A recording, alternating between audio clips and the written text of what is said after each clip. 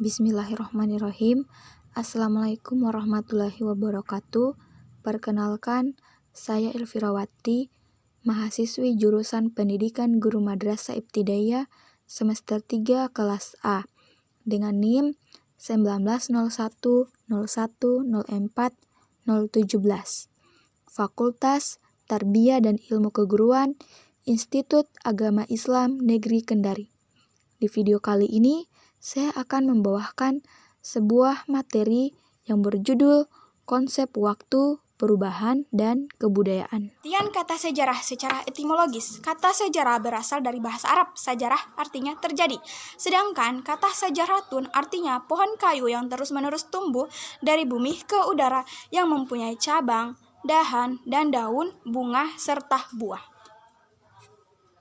Kata sejarah dalam bahasa Arab ada kata-kata yang artinya hampir sama, yaitu kata silsilah yang pada umumnya menunjuk pada keluarga. Misalnya, Prasasti Kedu menceritakan silsilah raja-raja Mataram kuno Hindu. Kata kisah dalam bahasa Arab menunjuk pada masa lampau yang menceritakan cerita tentang kejadian yang benar-benar terjadi. Misalnya, kisah Nabi Nuh dengan perahunya. Bahasa yang lain misalnya, yaitu bahasa Belanda, yaitu Geschiedenis dari kata Geschehen yang berarti terjadi. Dalam bahasa Jerman yaitu kata Geschichte dari kata Geschehen yang berarti terjadi. Dalam bahasa Inggris yaitu kata history berasal dari bahasa Yunani historia yang berarti apa yang diketahui karena penyelidikan atau mengandung arti belajar dengan cara bertanya. Menurut Aristoteles, seorang filsuf Yunani, kata historia berarti penelaahan secara sistematis mengenai seperangkat gejala alam tanpa mempersoalkan susunan kronologisnya. Dalam arti negatif dapat dipahami sebagai berikut. 1. Sejarah itu bukan mitos. Sama-sama menceritakan masa lampau sejarah, berbeda dengan mitos. Mitos menceritakan masa lampau dengan waktu yang tidak jelas dan kejadian yang tidak masuk akal di masa sekarang. Kedua, sejarah itu bukan filsafat. Filsafat itu abstrak. Dalam bahasa Latin, abstractus berarti pikiran, dan spekulatif. Bahasa Latin, speculation berarti gambaran, angan-angan. Dalam arti filsafat hanya berurusan dengan pikiran umum. Ketiga, sejarah itu bukan ilmu. Sejarah itu bukan ilmu alam. Sejarah sering dimasukkan dalam ilmu-ilmu manusia, human studies, yang kemudian dibagi menjadi dua, yaitu ilmu-ilmu sosial dan ilmu kemanusiaan. Sejarah itu bukan sastra. Perbedaan sejarah dan sastra paling tidak ada 4 hal, yaitu cara kerja, kebenaran, hasil keseluruhan, dan kesimpulan.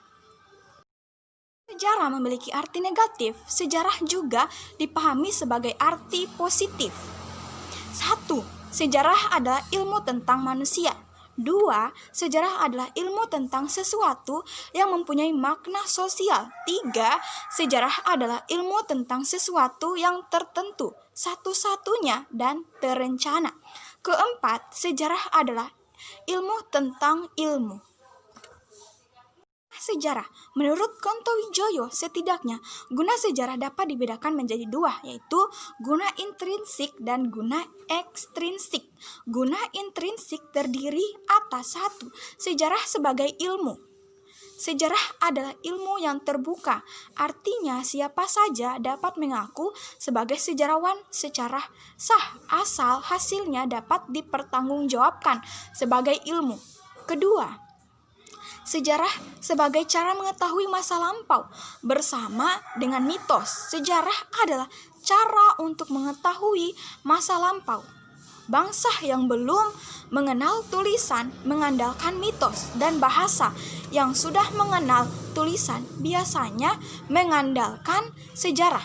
Paling tidak ada 2 sikap setelah orang mengetahui masa lampaunya, yaitu melestarikan masa lampau karena menganggap masa lampau itu penuh makna, atau orang itu menolak.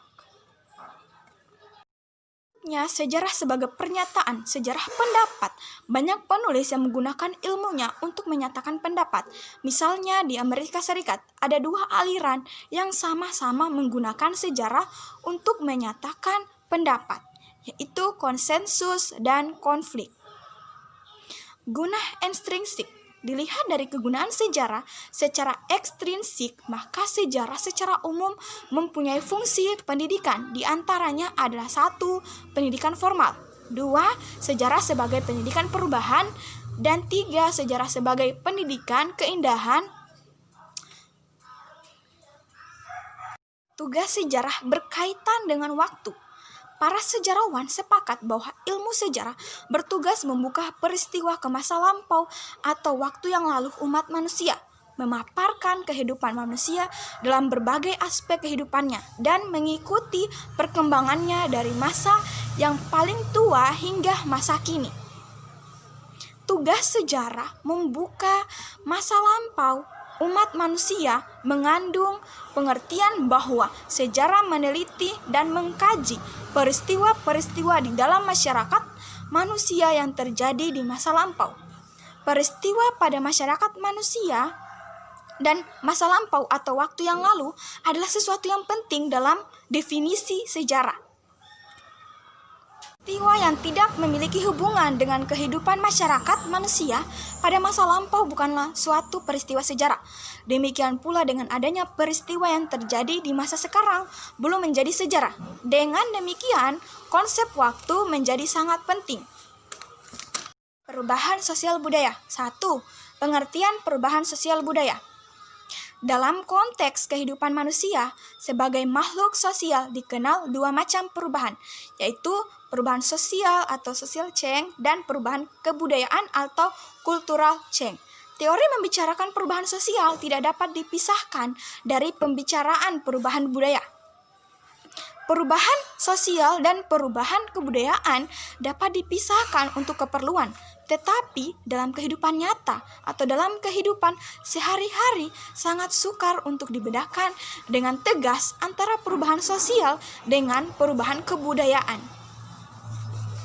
Faktor-faktor yang menyebabkan perubahan sosial budaya. Faktor-faktor yang menyebabkan perubahan sosial budaya pada dasarnya dapat dibedakan menjadi dua, yaitu pertama, faktor internal. Faktor internal yang dimaksud adalah faktor yang berasal dari dalam masyarakat itu sendiri, antara lain bertambah dan berkurangnya penduduk. Kedua, penemuan baru atau inovasi. Pun faktor-faktor yang mendorong timbulnya penemuan-penemuan baru dalam masyarakat adalah sebagai berikut. 1. Adanya kesadaran masyarakat akan kekurangan kebudayaannya. 2. Adanya kualitas para ahli dari suatu kebudayaan. 3. Adanya perangsang bagi kegiatan-kegiatan penciptaan dalam masyarakat. Pengaruh-pengaruh unsur budaya luar yang lebih bermanfaat bagi kehidupan masyarakat. Lanjut, adanya lembaga atau organisasi sosial yang mendorong ke arah penemuan baru tersebut. Adanya pertentangan konflik dalam masyarakat. Pertentangan konflik dalam nilai-nilai dan norma-norma politis, etnis, dan agama dapat menimbulkan perubahan sosial budaya yang luas.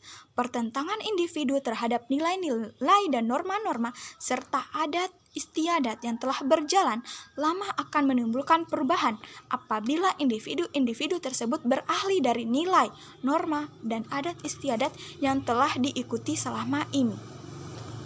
Faktor eksternal. Perubahan sosial budaya dapat pula disebabkan oleh faktor-faktor yang berasal dari luar masyarakat, yaitu 1. Lingkungan fisik. Lingkungan fisik adanya bencana alam seperti gempa, bumi, angin topan, banjir besar, tanah, longsor, dan lain-lain memungkinkan masyarakat pindah dari daerah asal ke daerah pemukiman baru. Berubahnya lingkungan fisik dapat juga diartikan berubahnya lahan penduduk lama demi kepentingan yang baru. Selanjutnya adanya peperangan. Faktor yang menyebabkan masyarakat menolak adanya perubahan sosial budaya.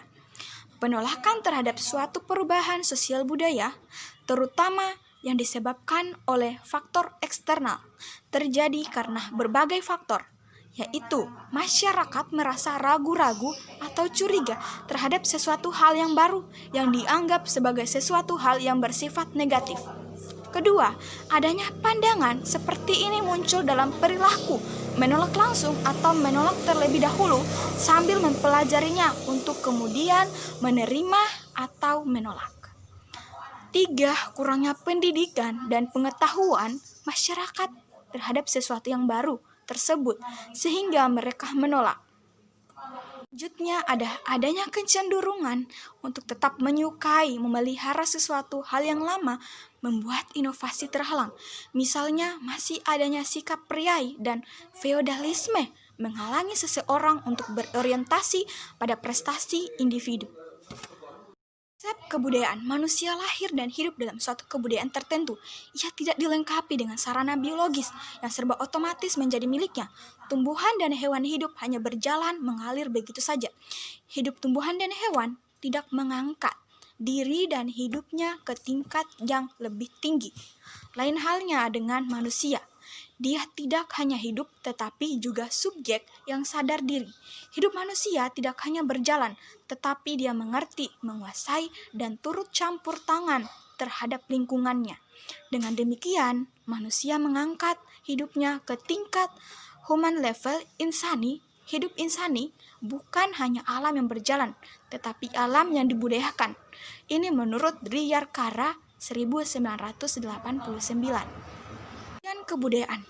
Kata kebudayaan berasal dari bahasa Sanskerta, budaya, yang artinya bentuk jamak dari buddhi, yang berarti budi atau akal. Dengan demikian, secara sederhana, kebudayaan dapat diartikan hal-hal yang bersangkutan dengan akal. Menurut Koja Raningrat 1979. Unsur-unsur kebudayaan. Selain itu, ada yang mengupas kata budaya sebagai perkembangan dari kata majemuk budi daya yang mempunyai arti daya dari budi. Oleh karena itu, mereka membedakan budaya dari kebudayaan. Budaya adalah daya dari budi yang berupa cipta, rasa, dan karsa. Sedangkan kebudayaan adalah hasil dari cipta, rasa, dan karsa. Dengan kata lain, hasil dari ketiga unsur akal atau budi, cipta, rasa, dan karsa. Itulah yang disebut dengan kebudayaan. Unsur-unsur kebudayaan. Bahasa. Pertama, sistem peralatan dan perlengkapan hidup manusia atau sistem teknologi. 2. Sistem peralatan hidup manusia atau sistem teknologi. 3. Sistem kemasyarakatan. 4. Sistem pengetahuan. Dan kelima, sistem religi, kepercayaan. Dan terakhir, sistem kesenian. Kebudayaan. Menurut kebudayaan Koja Raningrat 1979, ketiga unsur tersebut masing-masing mempunyai 3 wujud kebudayaan. Adapun wujud kebudayaan itu adalah sebagai berikut. Pertama, sistem budaya, cultural system. Wujud kebudayaan pada tingkat ini sebagai sesuatu kompleks dari ide-ide, gagasan, nilai-nilai, norma-norma, peraturan, dan sebagainya. Sifatnya masih abstrak, tidak dapat diraba atau difoto. Lokasinya ada, kepala-kepala atau dalam akal pikiran masyarakat di mana kebudayaan itu berada. Wujud kedua dari kebudayaan disebut sistem sosial atau social system. Sistem sosial ini terdiri dari aktivitas-aktivitas manusia yang berinteraksi dari hari ke hari menurut pola-pola tertentu berdasarkan adat, tata kelakuan. Aktivitas-aktivitas manusia dalam melakukan sistem sosial ini bersifat konkret, bisa difoto, bisa berupa observasi, bisa berupa kebudayaan fisik. Nah, itulah tadi video pembelajaran saya yang berjudul Konsep Waktu, Perubahan, dan Kebudayaan. Sebelum saya menutup video pembelajaran kali ini, saya akan mengakhirinya dengan sebuah tulisan dari Buya Hamka. Buya Hamka pernah menuliskan bahwa salah satu pengkerdilan terkejam dalam hidup ini adalah membiarkan pikiran yang cemerlang menjadi budak bagi tubuh yang mendahulukan istirahat sebelum lelah. Akhir kata, wassalamualaikum warahmatullahi wabarakatuh. Sekian dan terima kasih.